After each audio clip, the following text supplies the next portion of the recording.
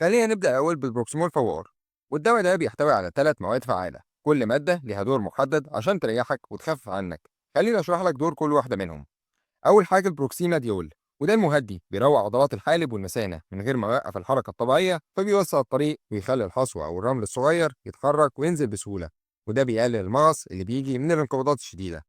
تاني حاجة البيبرازين، وده بيلعب على حمض اليوريك، يمسكه ويحوله لشكل دايب أكتر في البول، فيقلل الترسب ويخلي الأملاح ما تتجمعش وتعمل حصوات من النوع ده. آخر حاجة الهكسامين، وده الحارس أو المطهر، أول ما يوصل للبول الحمضي بيتحول لمادة قاتلة للبكتيريا، فبيقلل فرص التهابات المسالك البولية اللي ممكن تحصل مع الحصوات أو بعد ما تبدأ تتحرك. فالخلاصة واحد بيوسع ويريح، وواحد بيدوب، وواحد بينظف ويطهر. تيم متكامل عشان يخف الألم ويسهل نزول الحصوات الصغيرة ويحمي من العدوى.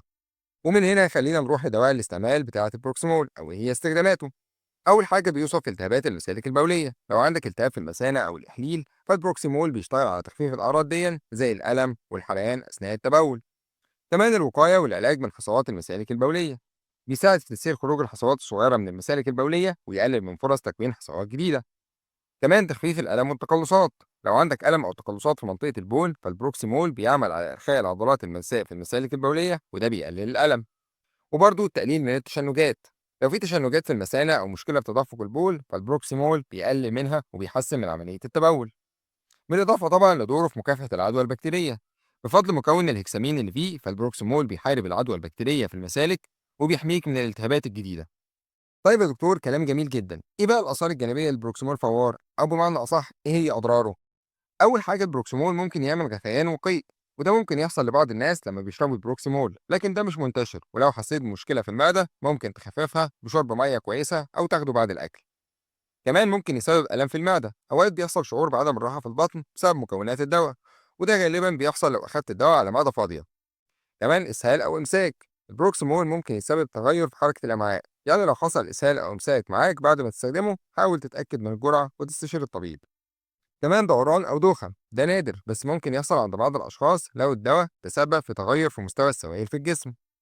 كمان رد فعل تحسسي، فبعض الناس ممكن يحصل عندهم حساسية من المكونات بتاعة الدواء، وبالتالي ممكن يظهر طفح جلدي أو حكة أو صعوبة في التنفس. ولو حصل كده لازم توقف الدواء فورا وتروح لأقرب مستشفى. نروح بقى لموانع استعمال البروكسيمول أو إمتى ما ينفعش نوصفه. أول حاجة في حالة إن عندك حساسية من أي مكون فيه، لو قبل كده ظهر لك طفح جلدي، هرش، ضيق النفس أو تورم بعد أدوية شبهه، يبقى ما تاخدوش خالص. ليه؟ عشان الحساسية ممكن تتكرر وبشكل أقوى. كمان قصور شديد في الكلى والكبد، لو وظائف الكلى والكبد ضعيفة بوضوح يبقى ممنوع، لأن الجسم مش هيعرف يتخلص من مكونات الدواء كويس وده بيزود ضرره. كمان الناس اللي عندهم جفاف شديد، لو عطشان قوي وكمية البول قليلة جدا استنى لحد ما الجفاف يتعالج. ليه؟ لأن مكون مطهر البول في الدواء ده محتاج سوائل كفاية عشان يبقى أمان. كمان ممنوع تدينا أدوية الصلفة، أي دواء فيه صلفة ما ينفعش يتاخد معاه لأن التركيبة بتاعته بتتعارض وممكن تعمل رواسب مؤذية في البول. كمان ممنوع في الحمل والرضاعة الطبيعية خصوصا في الشهور الأولى من الحمل، ولو ضروري يبقى طبعا بإرشاد طبي. وآخر حاجة ممنوع في حالة وجود تاريخ تشنجات أو صرع، والأفضل من ده إنك تستشير الطبيب قبل الاستخدام لأن واحد من المكونات ممكن يهيج الجهاز العصبي في ناس معينة. طيب يا دكتور، إيه بقى الجرعة بتاعة البروكسيمول؟ جرعة البروكسيمول بتكون معلقتين صغيرين على نص كوباية مية 3 مرات يوميا بعد الأكل، والبروكسيمول يعتبر ملوش بدايل بنفس المواد الفعالة. نروح بقى للصنف التاني وهو اليورفين